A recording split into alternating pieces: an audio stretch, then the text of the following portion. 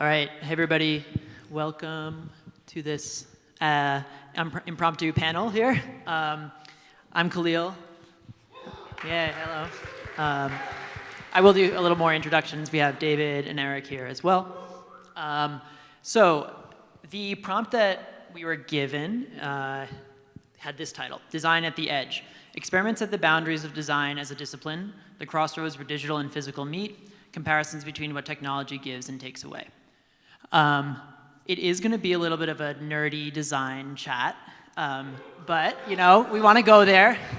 We have these fantastic designers with us, which is kind of rare, and so really excited for that. Okay, so a little bit of introduction, even though I think most of you probably know who these people are. So right next to me, I have Eric Hu. Eric's a graphic designer. You all know him probably from the internet, but also his work on identity, especially, of course, at Essence and Nike Lab. Also, he runs his own creative independent practice now, among many other things, and not to forget Mood Magazine, which is a really cool thing. So, multidisciplinary extraordinaire. And then over here, we have David Rudnick. Hello, David.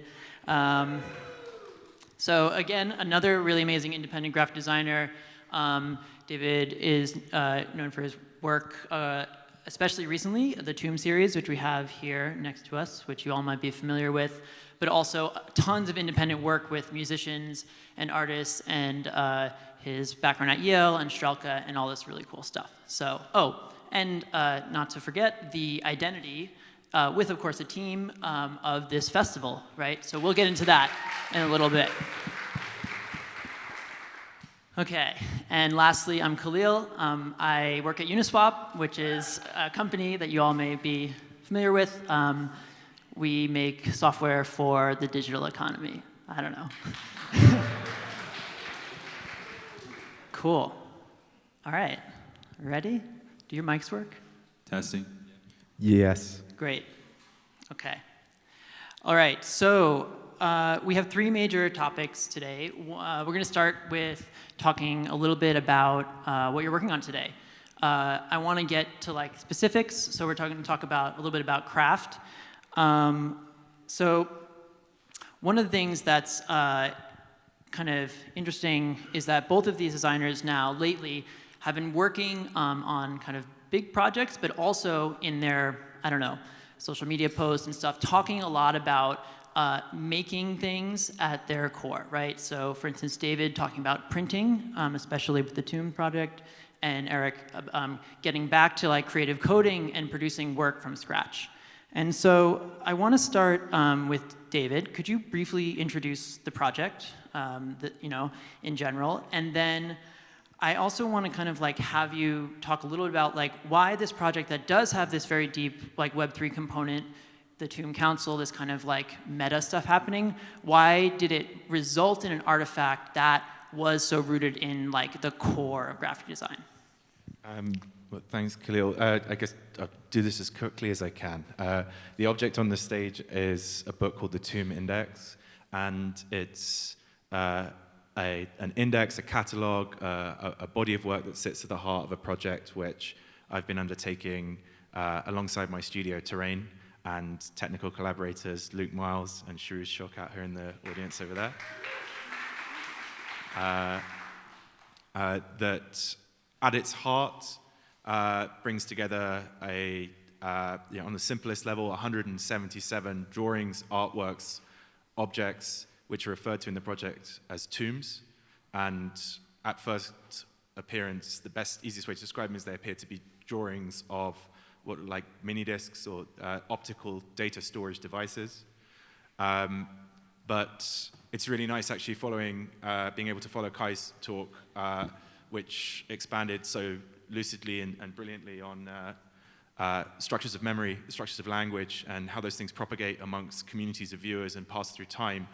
To me, the project is essentially a body of images that have at their heart a language base. They have names, they operate inside of a system, they are divided into houses, they will potentially have collectors, they'll potentially have a community, and this is as much an experiment in using physical and on-chain components to build language over time, value over time, community culture over time, and to use these objects at their heart as wayfinding devices, places within the wider blockchain space to draw that community together, but also to give them, using the small components of cultural ephemera that are attached to them, again, their names, imagery they're associated with, the parts of the project they align with, the basis for what might be a language that the community might use to build what Kai referred to in Tuka's law, but that essentially it's a project that uses the image-based components of the project as the basis for what might be a cultural toolkit that its users might unpack in different ways. And why did this manifest in a physical object in this fashion, which we went to some lengths to try and the printing of this book is quite unusual. Its construction is quite strange. I won't go into it in too much detail right now, but to say that it was an opportunity for me to address something which I've been thinking about for a while in the studio, which is we thought there was an opportunity to push beyond the boundaries of what's currently possible in color calibration and to manifest a kind of a first proof of concept of a different core color system. It's a 6-color multi-channel print that basically has a different gamut to CMYK and manages to manifest kind of an unusual set of visual components on the page for a generation or for an audience that will be split, and it's something which I guess forms a lot of the core philosophical inquiry, kind of cultural concerns of the studio, between people who have cultural reference, core cultural components, the language from which they build their understanding of reality, between people who have a lot of references from the pre-digital, pre-internet era, see the world as a hybrid of existing cultural forms from the built environment, from the kind of structures that have existed through history and are continuing now into the post-digital age, and the digital components of their life, and the new generation of viewer, the viewer to come, for whom the digital world is the first primary space in which they understand, orient, and build reality and the consequent value, their relationships to capital, their relationships to social space. A lot of the projects that we're doing in the studio now, and in fact I would say all of them, are built around trying to prototype new tools for making both of these different audiences aware of, sensitive to potential for unexplored value in the space which is not native to them. So for the digital generation, surprising them perhaps with showing them innovation within the print space, that it's not a dead medium, that it's evolving, that these spaces can have interesting proprietary value in our technological spaces in and of themselves. Data storage media, again, media for dissemination of culture or language. And similarly as well, the on-chain components of the project, people who are familiar with perhaps seeing the book as a high art, but perhaps their experience of NFT culture or projects on chain is very much one which is purely driven by financial speculation or extremely crude exploitation of very low-level cultural signifiers, again attempting to build some strange superpositioning between these two spaces at the heart of the project. And attempting to pioneer in both spaces and to build, and I think this is something that's really important, and I think that Eric will expand upon in how he is also approaching the space. We talk a lot about the possibilities of Web3. I think we're all here because we see some vision and potential of the way in which these fundamentals, these protocols are different and allow for different opportunities. But if we don't build those different things, none of that shit's gonna happen. If we don't actually try and build projects that can manifest new mechanisms, systems, ways of redistributing equity, ways of actually drawing cultural connections between their communities, we will simply replicate the cultural models of exploitation which already exist in previous media on-chain. And so at the heart of this project, I think, is an imperative from both sides to lend power to the other by pushing into new spaces which can demonstrate both novelty, value, and then allow the viewer to have to find new language to explain what that value is. And that's why I'm like, this is more a body of language than 177 images. It's an attempt maybe to manifest a new, forgive the pun, terrain, and then say, here are some cultural bedrocks which you can use to navigate it, but we're interested to see what you build within that space. Awesome. Thanks, David. Yeah, so Eric, I don't know, maybe you can respond to that a little bit about this kind of new terrain and connecting, I don't know, I don't want to say older, but older approaches to graphic design with these new approaches. I know you have had some experience making monarchs recently and the identities that you've worked on. How has going through that process of like making the NFT collection and then also going independent started to shift your practice? Yeah, it's a lot of topics to cover, but I think I'll try to maybe go a little bit maybe more high level and zoomed out. I think personally in my career, what I've been kind of dealing with over the past decade is trying to go up against, I think, this constant temptation or pressure to abstract, I think, craft and labor away into things. You know, I think because of like the tech revolution, like Web 2, et cetera, like graphic design and tangentially product design has been elevated, and there's a lot more awareness and attention to it, but there's also just this kind of trend where design is now absorbed into these like office kind of politics and these office kind of cultures where we've advocated ourselves to have a seat at the table, but maybe it's one of those like be careful what you wish for moments. And so over the past 10 years, I started as someone that was like very deeply connected to my work, where it's like I'm making things, I'm seeing what I make, I'm looking at the production process. And it got more abstract as I got more in my career, especially during the brief few years where I actually worked at like big companies. You know, it went away from like working with like lettering or like working with a website or working on an album cover into like, can you create a deck? Can you be a part of this meeting with 25 people? You know, and it became just like a lot more kind of removal between the final process. Personally, for me, I'm somebody that's maybe in a work setting, I'm agreeable to a fault, and I don't often raise my objections enough for one reason or another. So I think in one ways it's been kind of a relief to kind of go back to kind of smaller projects where I don't really have to kind of impress anybody or just really kind of deal with, I think, navigating like a situation where two people might have different kind of sensibilities or intentions on where a project might be. But I think more importantly, I think for me, a lot of the kind of small kind of creative coding, I think craft things that you've alluded to that I was working on, there is, I think, a eventual kind of Web3 component in the end. I think it's reinvigorated, I think, the browser for me, what NFTs do. I think we talk a lot about the composability about NFTs and blockchain where things can be linked together, but I think something isn't said a lot is that how also there's a physicality to it. It's like when you look at an NFT in your wallet, it almost feels like it's physically in your wallet in a way that viewing an image on Instagram doesn't feel in the same way, because there's so many kind of like larger kind of trends to like abstract, again, like things into content where now these feel closer to physical objects. And what's really great about, I think, the NFT kind of protocol and the format is that, you know, we've seen them as images, we see them as videos.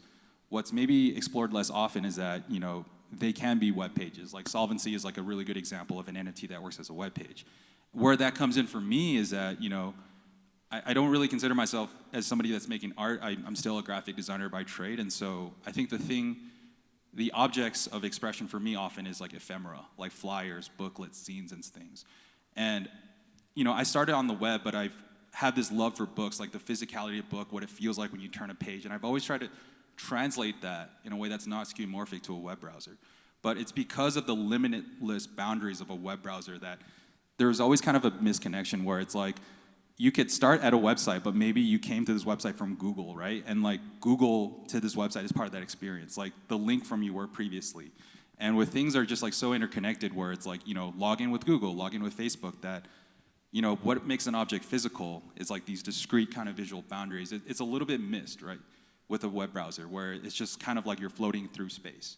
But what's really interesting to see like a website on like an OpenSea kind of browser or like in your wallet is that now it's like physically in your hand or it's like something right in front of you. And so I've been doing a lot of like WebGL coding or 3D coding, but I think a lot of that is the angle is like, what would an actual zine look like on chain? And that's what I think that I've been trying to experiment and get at. And it's not that I'm trying to like recreate a book, you know, like start to finish. I think like design decisions should be like platform or medium specific. And so, but it's like sort of like what is the equivalent of like feeling like paper, you know, in this kind of format, like just like the grain of a paper. And it's like, is it the way something loads in? Is it like, you know, I think a lot of this, there's a subjectivity to a lot of it where it's like, oh, okay, for me, like an image fading slowly in feels like one type of paper versus an image coming in fast. But I think for me, it's just, there's just this really interesting potential for design. We're hitting this escape velocity that I think mirrors a lot of like client service kind of directives with art. Like, this is a really tenuous like analogy, but it's like, I think if you look at like early Western painting, there was in a weird way like a client, like the Catholic Church or whatnot. When you look at early photography, there was a kind of client relationship where it's like photography's end goal is to capture truth. So it's like Civil War photography, Ansel Adams documenting these things for the government. But I think over time we divorce ourselves a little bit from these kind of like restrictions of saying like this is in service of something, and something goes from a service to a medium, right? And again, this might be really ahistorical when you get into it. Like, I'm sure David would disagree with like I think some of the details of like the simplifications I'm doing, but I think graphic design is going through a similar process where we were told that this is client services, this is an industry, right, rather than a medium or a craft. And I think when you remove yourself from that client service kind of angle, this is where it's maybe opportune, where I wouldn't call it art necessarily, but it's becoming something more just like a medium of expression that isn't dependent on a client. I think that's one of the more interesting opportunities that Web3 has gotten. It's been just really great to see just friends who normally design things in service of other people now have the opportunity to kind of use those same kind of skill sets and thinking, but to kind of craft their own worlds and their own audiences. Yeah, wow. Well, that's a great segue because, also awesome. It's a really good segue to kind of connect a little bit of what, Toby's presentation was starting to say, I think, to like the very explicit work that David is doing with like the Tomb Council. And I think this part of the conversation, like the way I wrote this, even though I think it's sort of tongue-in-cheek a little bit, is like this question of designers or design having an opportunity to make these like cinematic universes that are a little bit divorced from the client services model, right? That are looking at the culture around them, looking at their communities, and starting to think about what structures they can make that support people around them, right? And so some examples of what I've seen, in the past, 3-5 years, or maybe even more recently, of like designers doing this type of work, of crystallizing their own networks into like these cinematic universes are Mindy Su with their cyberfeminism index. Some of you may have heard of that, and also Laurel Schwolst, who's working lately on like a wind chime festival, which is the example of like a space to bring a collective of artists and makers in this live stream way to produce this like ambient kind of cultural space. And also, of course, David and also the Monarch Project, right, of like designers who are on the one hand very deep and making these kind of like practical, working in Illustrator or printing things, and on the one hand like lofting them up into these like meta sort of structures that allow people that invite people to come participate with you, right? So it's a little bit less of I'm a maker producing an artifact, come enjoy it, but I'm a maker producing an artifact, come build it with me. And I'm curious, maybe just to reflect on that a little bit. You could start, Eric, if you want. I am curious for you to like reflect a little bit on like the Monarch Project and some of the ambitions you had and maybe what you learned from that. Yeah, that's a great question. I think with Monarchs, it wasn't really.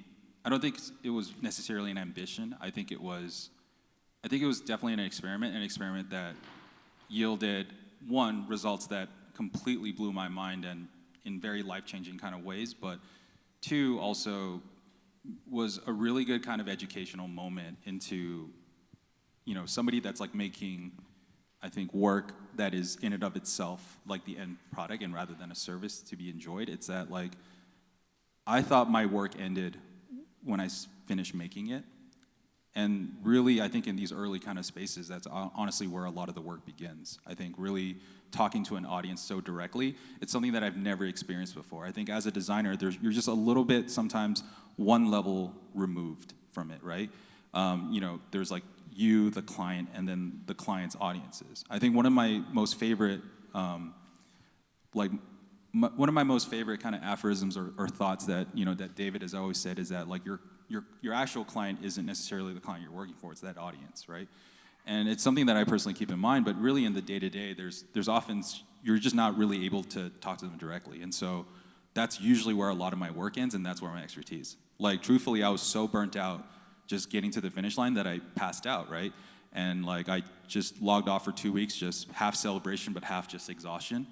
And really, you know, I think the NFTs kind of space moves really fast, and a lot of norms kind of evolved, and there were just a lot of expectations and things that I didn't really kind of factor in. And so that's just, I think, one of the other challenges, which really also kind of tempered a little bit of my optimism with the space, because I think I see like Web3 as a way for, I think, artists to find the sustainable living where it's closer to their art. I think with Web2, as an artist or anybody, it's like there's this pull to become a content creator, which is honestly like one of the worst, I think, infectious ideas that has permeated, where I see so many of my peers and colleagues, they came into this to make art, right? But now the Overton window and the goalposts keep shifting. First, it's like, post your work on Instagram.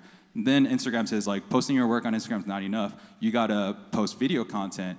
And for people that don't work in video content, what is it? Okay, show us a little peek into your process. Okay, now you're getting more engagement. Now it's like, no, do a tutorial, right? Like, you know, otherwise you're gatekeeping, of course. And then do a tutorial and show it, right?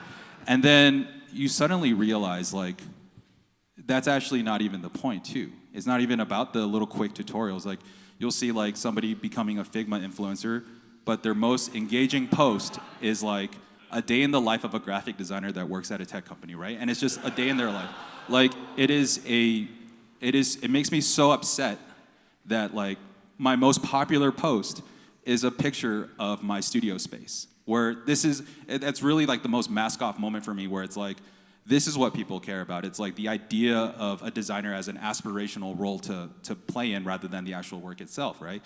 But not to just like be too old head complaining about it. It's like, what does this mean for my peers and I? It's like, you're shifting away from, it's turning like a visual art into a sport. And some peers like do really well in it, where they could keep being that prolific like poster that's like engaging, et cetera, right? And more of these things are just like, as much as you want to ignore them, sometimes they can't, it's harder and harder to ignore them, because these things set precedents, where more and more, like, I'm being asked about my follower account when a prospective client like talks to me. They're like, oh, like, you know, we want to work with you, but this other person has 100K more followers than you. And I'm like, cool, you know, at first it's like, yeah, I'm glad you think that. That means we were never going to be a good fit because those aren't my values. But really, you know, if somebody as like fortunate as I am at that level has to deal with that, I can only imagine the confusion for somebody entering into the kind of field, right? And so Web3, all this to say that Web3 really offered this kind of moment where it's like, hey, we could kind of just go back to the thing that we make. But then really going through that Monarchs process, where it's like a lot of people worrying about like the minute by minute kind of price fluctuations and things like that, it also just kind of tempered it a bit, where it's like, this is human nature at work. This is also like, you know, it took 15 years for us to become Web 2 poisoned. It's going to take just as much time for us to get out of it. It's not going to be this overnight thing. And so you're dealing with, I think, a lot of optimism in the infrastructure and the platform, but you're dealing with these very human, you know, realities where it's not necessarily enough to make work. And work in and of itself is not enough. There has to be this dialogue or a performance in some ways, whether it's a performance in like hey, just a, you know, quick 2-minute Illustrator tip, or a performance in like, hey, like, can you sweep the floor, right? And there's like things to kind of do, and I think those are okay problems to have in the grand scheme of things. It's like, I'm definitely don't want to be someone that's complaining, but I bring this up saying that like, I wanted Monarchs to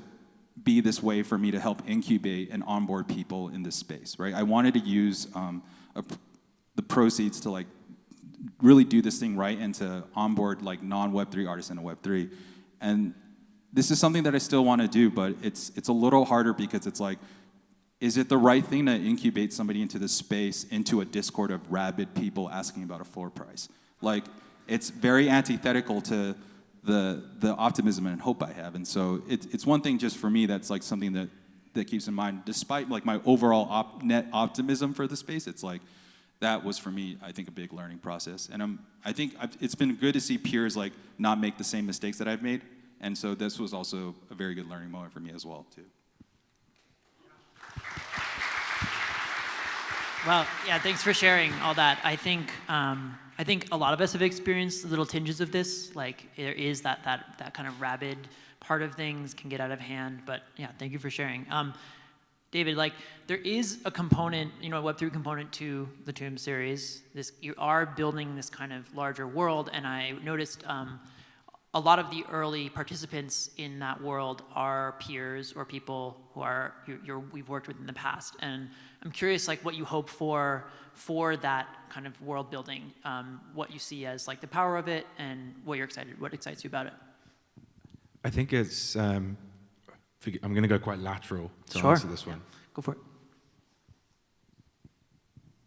My path into design was kind of originally self-taught, and so the initial tools that I developed to create vernacular imagery and disseminate it, and even what I thought I was doing, as I eventually got to a point where I started to interface with more and more of conventional design, I realized, like, oh, okay,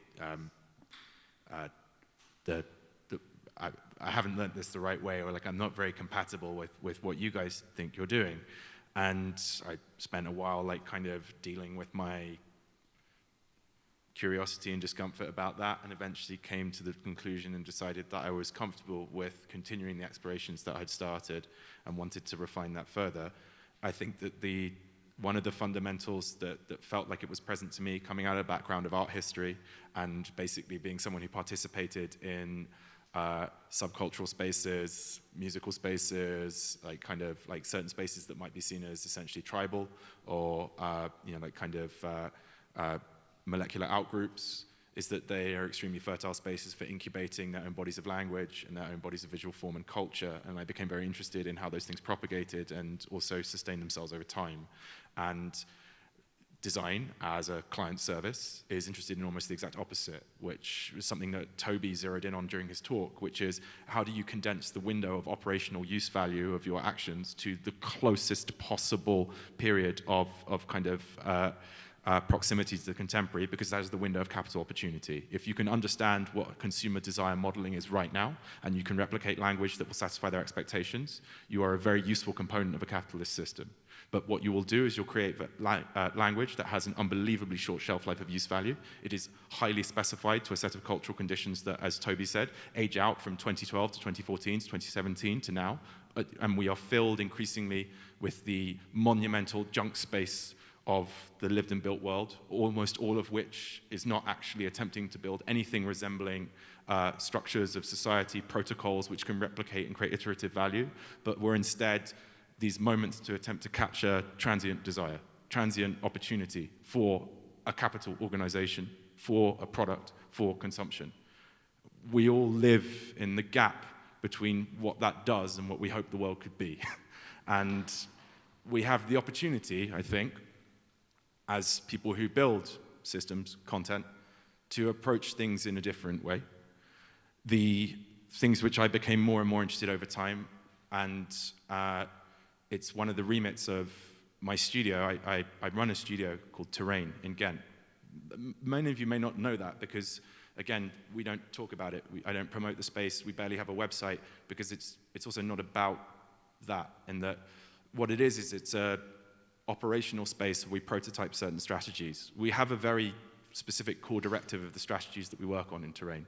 And that is that we view ourselves as having the opportunity to build cultural systems that ideally can have the longest use value possible. We are looking for cultural opportunities that can have long lifespans of use.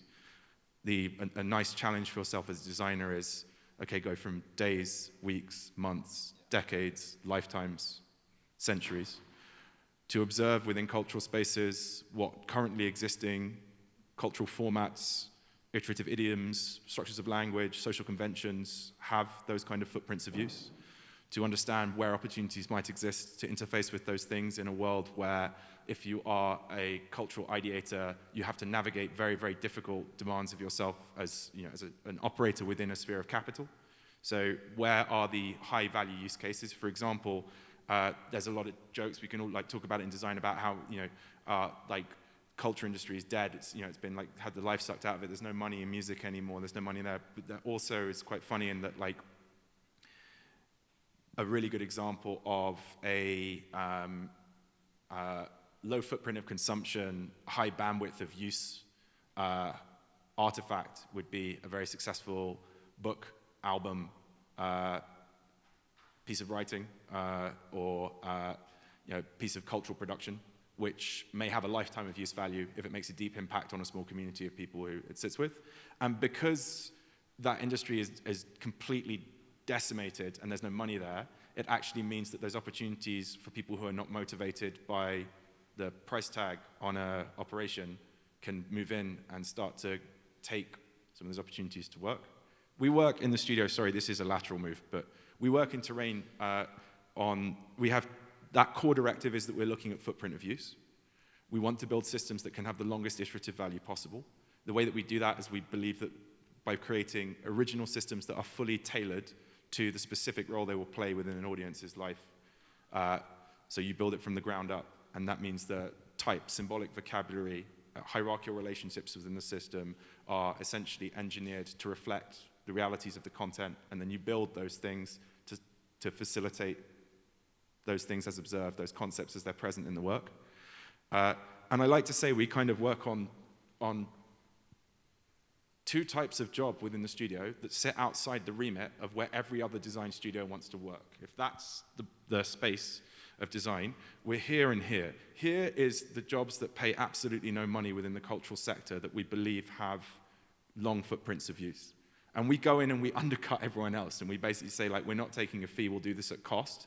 The small amount of money that you save, because you're an arts organization who's probably close to dying or on the breadline, put back into the project, like use that to maybe reinforce, if we're going to build design systems, if we're going to do a book, for example, we'll use production techniques that may surprise or over-deliver the expectations of the audience.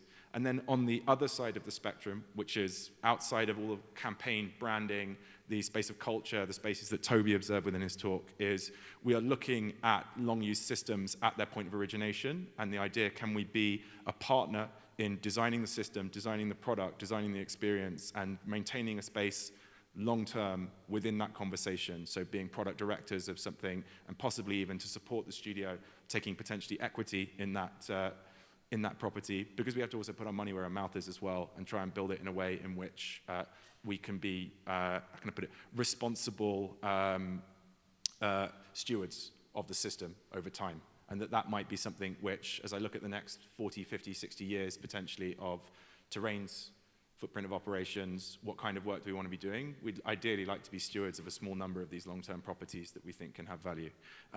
It's a huge lateral, and I'm sorry.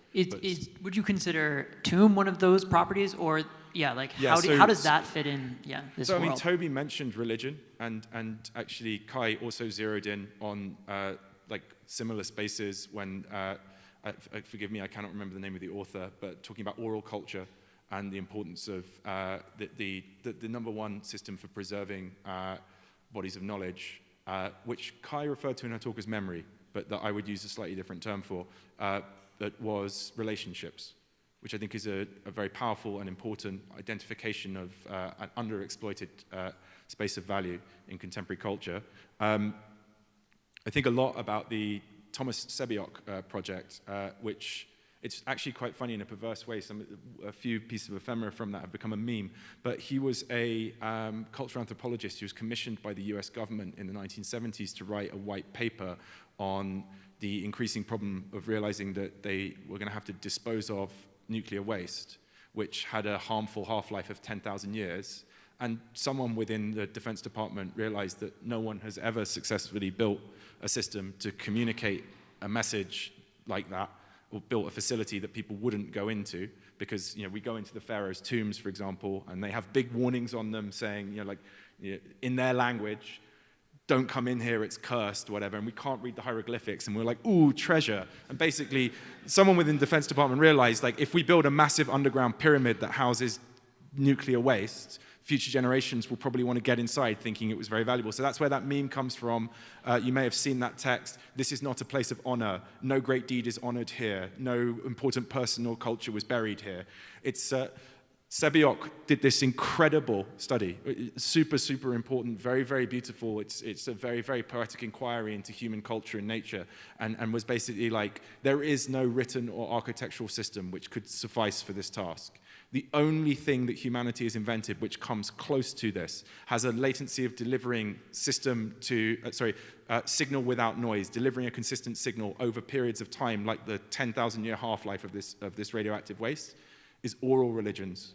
We have like Aboriginal cultures which are still telling the same myths, which have the same meanings to that culture from 10,000 years ago or more. This is the most sophisticated technology for data transmission that human beings have ever come up with. And it's the oldest technology for data transmission that human beings have ever come up with. This project is in so many ways, as we sit on the dawn with all of our hubris and our desire on what we think is a next great age of data transmission and information as we move onto the chain, to show that the more refined the technological system that we have that moves further away on its reliance on complex networks, on powered parts, on peripherals for access, its window of obsolescence is like a mayfly. That these are incredibly beautiful things that came and went within our lifetime, that now a generation is emerging who barely recognize them as anything other than an aesthetic artifact, certainly not as a functional object. And they're called tombs rather than disks. I think that the tomb, it's really loved that this talk was designed on the edge, because the tomb is a really beautiful sight within culture. It is, in many ways, the closest thing to the edge that any of us will ever encounter, a truly insurpassable beyond, a void of language which is unrecoverable, a state which is truly unretrievable. And the objects that we place there, those boundary objects within our cultures, are often as well some of the most condensed and refined objects that cultures produce. The way that they bury their dead, that they honor the passing from one space into another that is, again, unrecoverable, and what we leave at that boundary, our rituals, our performances. Great bodies of religion are basically, in part, built around trying to make sense of how we approach those edges, those spaces within culture which we cannot venture beyond and into, and which language does not return from. And I think that it's no coincidence, actually, that again, the highest technology we've got for data transfer is still oral religion.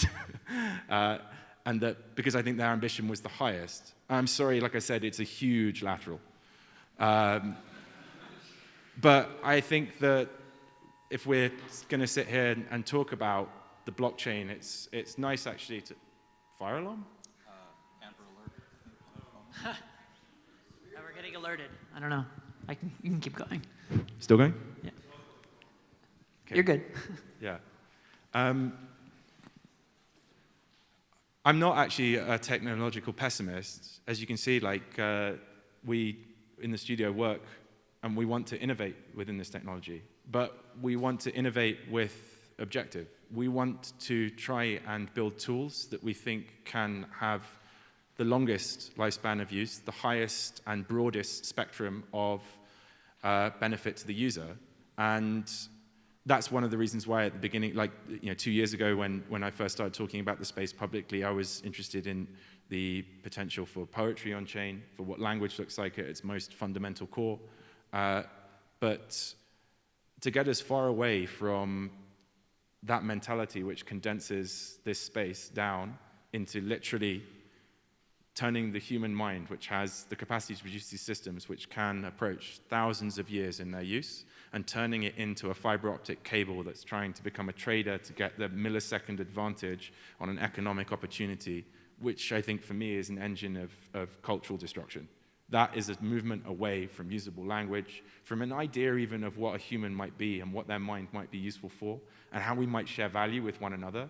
Like Eric said, if we're bringing people into this space, to turn them away from feeling like this is a space in which tools can be built to share, and instead to build a mentality, a set of operational software to accumulate and to gain, then I would say that the value of this space may not be what we hoped it was. Thank you.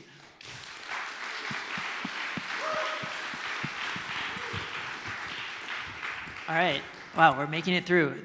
So the last part of this, I think, as I was thinking this, I think it would be a missed opportunity if we did not sort of build off of that on a kind of new technology, being on the edge, and ask Eric and David here a little bit about, basically DALL-E and identity and building identity and doing graphic design in the world of DALL-E. And I don't know about you all who are creatives, work as designers, but I have definitely, obviously been following this stuff for a long time, but noticed very viscerally, I think in about the past 3 months, that Midjourney and DALL-E became like very widely accessible, and I would say, 80% of my peers are now using it daily in their design process, right? So it's here.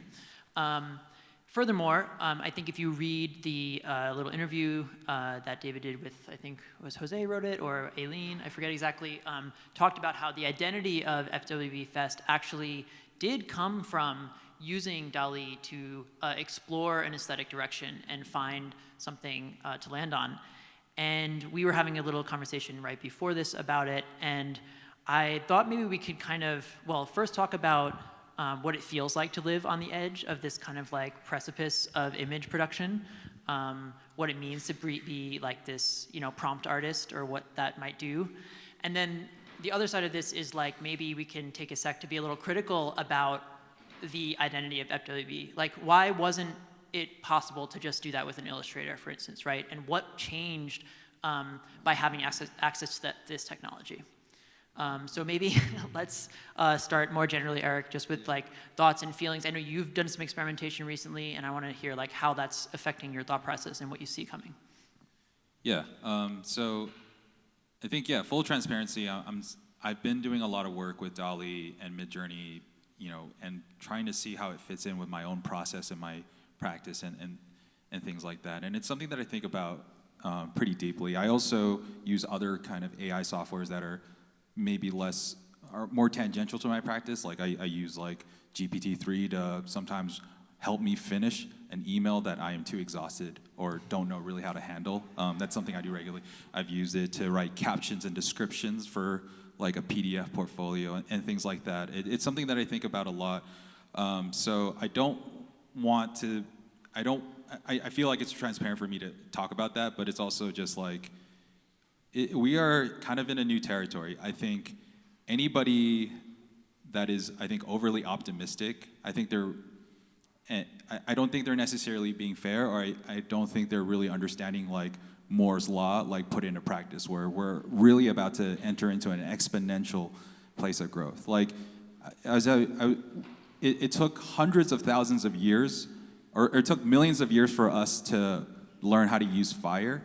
The time difference between learning how to use fire and the Industrial Revolution on an ecological timescale is but a period. It is a small blip. Like, it took us millions of years of evolution to learn how to vocalize and say the first word, but the time it took from evolution to Shakespeare was nothing. And I think this is what it is. Like, the hard part of having AI to create works is over. Now it's about to get into the speed up part. And so I talk about this a lot with my peers who, they're just like, well, you still have to learn how to be like, you still have to write a prompt, like you still have to be creative, like this work kind of sucks. And it's like, I don't think you understand like how, like where we were last year to now and where we are from now to next year, it's gonna be crazy. Like I have friends that have worked with GPT-4, which isn't even out to the public yet. And it's like GPT-3 is wild. GPT-4, from every little thing that I could just possibly curiously like ring and get them to disclose is, I think, just on another level. Like DALL-E 3 is in the works, and it is, whatever we think it's gonna be, I think the baseline is just simply gonna move really fast. And so I think it's a little bit kind of dishonest to say like, hey, this is really cool, we'll all have access to these things. I think, yeah, it will benefit a lot of people. It's benefited me, I think, from a process level in some ways, but I think it's really just kind of like a new territory. And there's a part of me that wishes that Web3 had a little bit more of a head start. Like it's really, I feel really uncomfortable that these two things are coinciding at the same time, because this was really an opportunity for us to really kind of take back and own the means of our production and our audiences. But within 40 minutes of DALL-E being commercially available and open, a 10,000 edition NFT collection went online that was all created in DALL-E, right? And so this is like, these are like the flotsam jetsam headwinds that I think we're dealing with, I think collectively. And to say that it'll be interesting to see how it plays out, I think the word interesting might be a betrayal of, I think, intentions and in fact, but at the same time, it's like, I don't really know what word to describe it. Like, I don't consider myself a technophobe or a Luddite, but I think one of the biggest mistakes of my life, I think in the past 10 years was like, you know, David and I used to spar like a lot, like when we were much younger. I was very much just like, bro, like tech is good, like you're just like there's no such thing, like people, the people putting out a jobs thing is like, you know, the sky is falling, it's real. And I think I realized the hubris of saying that because, you know, I was really engulfed in like the early 2010s into like the poptimism of like social networks gonna bring us together, like, you know, like divisions are gonna be broken down, access to these things. And what I've only seen so far is that like people are more entrenched in the things that Web 2 promised to eliminate. And also in some ways we're I think even worse, like we become much more atomized in our individual thought. We have a much less coherent like ability to separate a systemic analysis versus like a personal spat, and really just understanding the differences between the two.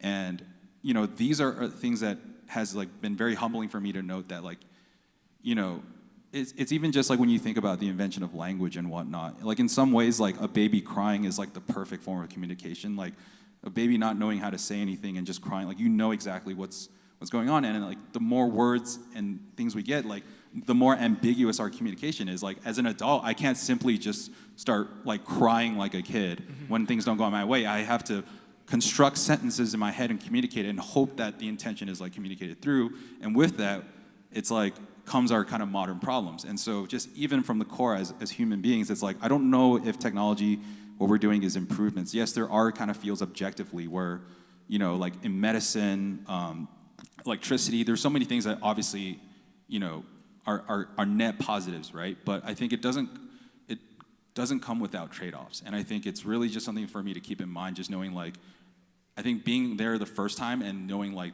you know, what it was like to be in San Francisco in the year 2011 and how optimistic people were at the world that they were going to construct. You know, I think a lot of us are optimistic about the world we're trying to construct with Web3, right? And there's so many interesting things about it. Like blockchain, in a lot of ways, there's a lot of metaphors. It feels like oral tradition in a lot of ways too, just like one chain after the next, right? But even things that we consider kind of inconsequential, the things that we kind of bake in as values, I think we're doing it a little bit too soon. Like it's like we're just getting started, and now every little trend is seen as like a value judgment. Like, oh, everything should be CCO now because this project was CCO, and everything should be on chain because should be on chain. But the thing about it is like when you actually look at like oral tradition, when you look at storytelling, you know, why is the story of Cinderella so compelling? There's 17 occurrences where a story similar to Cinderella has appeared in cultures, right? And it's because of the pliability and the lack of specificity of it, right? Where it's like, this is an archetype and these are formats, and in cultures people will adapt and adopt certain things. So we're moving towards this example of having like high fidelity artwork on chain. Like people are like, oh, in 5 years we're gonna be able to put like Unity like on chain and things are gonna be rendered with such high fidelity, but you leave so much room, like you remove so much like room for like remixes. It's like, oh, like now that this thing is on chain, it's gonna be remixes, and it's like, yeah, this guy had a red hat, now he has a red hat in 3D. It's like not really gonna be this kind of lateral move. The more lucid and like high fidelity we kind of make it, right? And so where I'm going with this is like, I think sometimes like lack of information, lack of data, you know, like the baby crying sometimes is often the most human kind of visceral way for us to experience and communicate things. And so in a world where everything is an API endpoint, it's like, how are we gonna kind of balance these acts and how are we gonna navigate this through? Because the ultimate point of a world where everything is an API endpoint is that it can be digested, constructed, critiqued, and, you know, put into action by artificial intelligence. And so, you know, where do we really go from here? I don't know. I don't necessarily have the answers, but I think it's something for us to all really be mindful and intentional about. Yeah, I think that's a really, really important point, just being really intentional. David, talking about the identity a little bit, and maybe just talking about the experience of your studio and you like making it, and just some reflections on that process, or other thoughts you have. Yeah. I know he has a lot, so you know. It was also like, this is hour 3 of FWB FEST. We're in an incredible, beautiful campus. The sun is shining. This is a beautiful group of people who I love very much. I feel like a fucking climate scientist who's sitting here on the stage. I apologize for this. We used DALL-E in part of the process of developing the identity for FWB FEST. We, as a studio, suggested that the system that we were building, we wanted to break through some of the conventions of how the Web3 space looked. We wanted to embrace the idea of, we wanted to put at the heart of the identity the notion of tool use amongst communities, and we thought that the location of the fest in this beautiful outdoors specific geography, which is not your bedroom and sitting in front of a computer or the screen space of a mobile phone in your hand, but is a place. We thought that hiking tools and the idea of exploration and the idea of these components which are built by humans to afford making camps, tents, communities in that space would be an interesting vernacular with which to start building a visual vocabulary for the fest. So we looked at hiking gear, the bright demarcations of different panels that you see on tents, or in order, for safety reasons, but also as a form of signaling to the user. And we built this set of interconnected bright blocks that stacked. And it's interesting that Kai opened her talk with the image of the geological strata, because we also wanted to move away from the idea of a hyper-contemporary space and to, even on a quite subliminal level, ground the idea of deep time and why the outdoors is interesting and why it's incredible to walk around mountain formations that, are kind of the product of multiple millions of years of glacial erosion and the accumulation of sediment. And so we stack these bands in a form we called strata to create this a kind of a social map of differences that form a pleasant but vibrant logic when combined together. And we said, we also think that this system would benefit from having a pictorial component, from having something which transformed the outdoor space into something that was this perverse hybrid of all 3 languages. And we realized immediately, we actually talked at the beginning and said, well, perhaps we could commission some artists to make a bunch of things, but very quickly I felt that I would be constraining their creative agency by saying, yeah, but it's actually got to be about this, and you have to use certain styles because we're going to create a homogeneous set of illustrations that will fit in. And then we realized that, actually we could do this in 15 minutes with DALL-E. And we did, and the results are... And the results are incredibly charming, and they're really vibrant, and they have this human gestural quality to them. But the aftermath of us doing that was a really grim realization, which is that this tool is going to completely obliterate vast spaces of productive creative labor and human cultural communication at tremendous scale, at incredible pace, in a fashion in which none of us are prepared for the consequences of. And I don't regret doing it, in that I think we're in this moment right now where we've all got to learn some really hard lessons about what this technology is.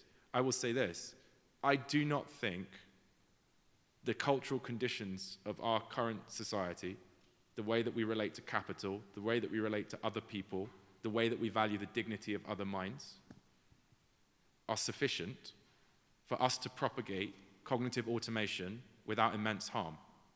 I do not think we have the defenses within the society, and I think that anyone who is excited about the idea that, yeah, but now I can draw differently, really needs to get with the picture of what the impact of these tools will be, because if your social calculus is millions and millions of people will possibly suffer, and also every single person in our society will have to live in a world where every ad, every cartoon, every editorial illustration will be a just good enough approximate of what sampling previous human cultures might have attempted at that point based on the prompts that you inputted, because that's how it works. It will feed on the data we give it, and it will create an output that's based on it. So the idea that we will get meaningful novelty out of this system is also, I think, deeply naive, because it will be assembled by the prompts of people who have only ever seen all human culture created up to this point, and AI works after it.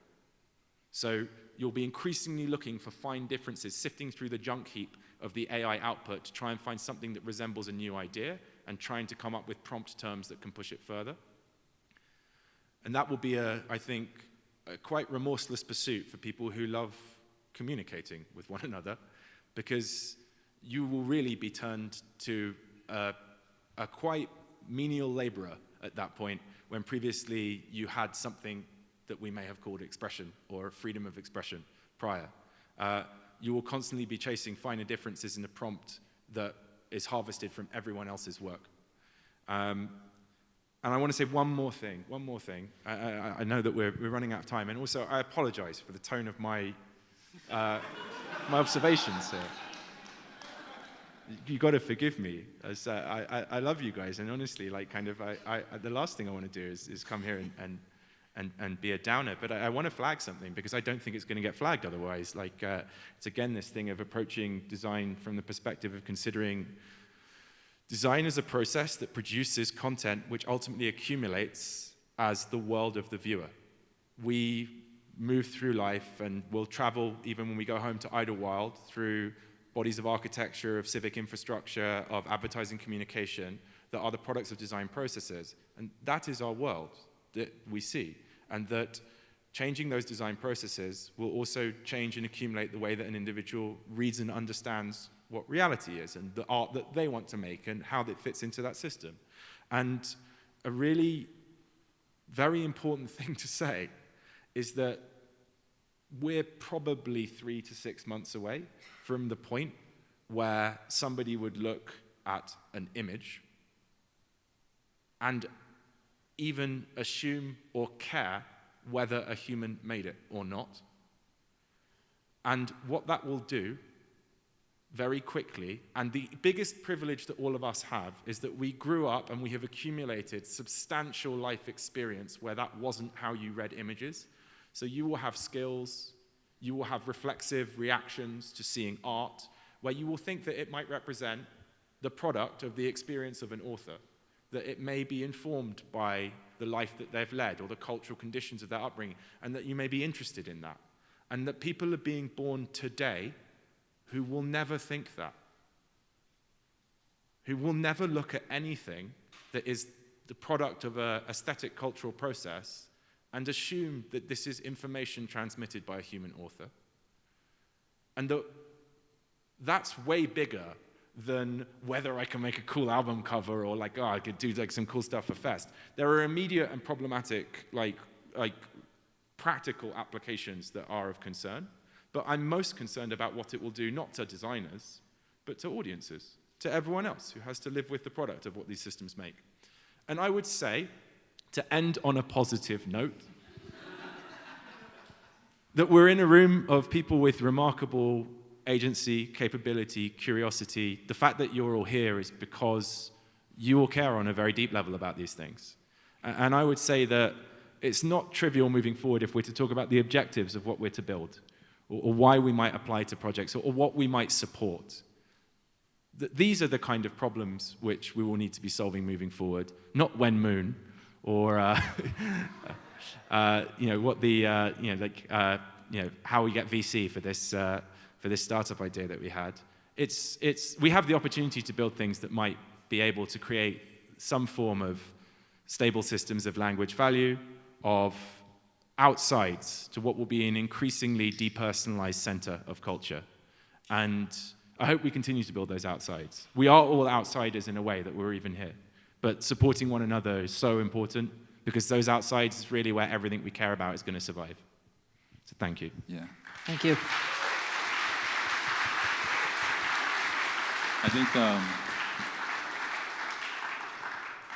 I think for me, just like kind of more additional thoughts on that, it's that like I'm somebody that has directly benefited from technology displacing jobs, right? Like I think if you had to, I think about, how graphic design was made before, the Macintosh computer, the Ruby lifts, the rubber cement and everything. I wouldn't have lasted 3 seconds in there. Like, my hands do not work as well as that.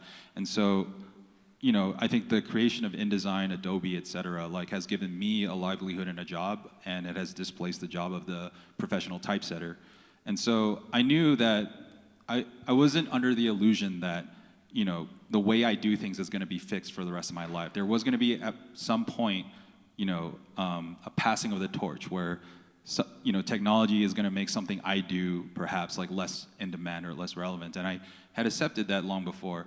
I just didn't think we'd go from like me stabbing someone to then me getting like crushed by like, like a bulldozer, I think. And so I think the stakes are a little bit, I think, different. But I think, to try to just end this on a, I think, again, a more optimistic note is that like, we're still, like we're still, it's going to sound dumb as hell, but I think we're still human beings like you and I. But it's been kind of wild, right? Like, you could draw a straight line from like, AI right now, DALL-E, and like recommendation algorithms that have all kind of permeated our experiences of the web for the last 10 years, right? Like, when I go on Facebook.com or YouTube, it's very different than what my father sees. And there's a part of me that almost kind of resents, I think, the echo chamber that my father has like kind of undergone, seeing like just the content being served just being more conservative and conservative and conservative, just being this echo chamber. But I think it would be a lot of hubris to say that I am not a product of that myself. That it's very hard to know that like maybe the sum of a lot of my opinions, thoughts, worldviews, and philosophies have also been mediated and have also been kind of, self-clarifying, self-edifying kind of echo chambers as well. And so, really, when we talk about AI often is a misnomer. AI is usually a term that's given to a new piece of technology. Like, when you think about a word processor, like when you have when you type like a line and then, it goes into the next line, like, and it hyphenates your word. That was described as AI at some point too, where it's like Microsoft Word 1992 has this intelligent way that knows when a word is too long and it'll extend across the line, and it automatically inserts a hyphen, and this is our like word processing AI. And it's when something shifts from a novelty to a banality that the term AI is kind of removed. And so it's also really important to also kind of view this as like a little bit of with some kind of historical lens, like especially in this like hyper kind of surveillance culture, and with like, again, like data endpoints and recommendations. But I think really at the end of it, like I think we're still human beings, right? Like on the way up here, like watching like the clouds like envelop, cast a shadow on the San Bernardino mountains like a quilt. It was just like, I'm looking at the same thing that a person in Neolithic times also saw. And I'm having the same kind of like experience of like the sublime of like, yeah, like the world is big and it's infinite. And I just don't really have a chance to directly kind of access it, right? But now there's opportunities where, again, like blockchain, on-chain data, et cetera, there's opportunities to access, our new kind of traditions and our new kind of shared languages in a way. And there's ways to also experience things in a deeper way, even though it's not perfect. There's nothing I will ever design or create in my life that will be more beautiful than, a tree, honestly, as dumb as that sounds. But it's like, I wholeheartedly, I think, believe that. But it's like, there's nothing, we have been around here for millions of years, and we've survived so many other catastrophes. And I think we can survive it as long as we don't forget that we also have each other. And then, it's really just, I think, the ultimate endpoint. I think what I'm cautiously optimistic for with AI is that if the tools are evenly distributed, then maybe we can all use them and have access to them and, have it accomplish more things for us as we are. But there's a few things at play that really kind of qualify that optimism, because there's a lot of kind of trade-offs. But I think, to quote Prince when asked about the internet in 1996, it's like the battle is in your mind and the prize is your soul. And it's just something that I've been thinking about for the last few days, as well. All right. I think on that note, thanks for ending us with the Prince quote. I will be thinking about that tonight. Thank you so much, Eric. Thank you so much, David. Thank you. Thank you, guys. Thank you.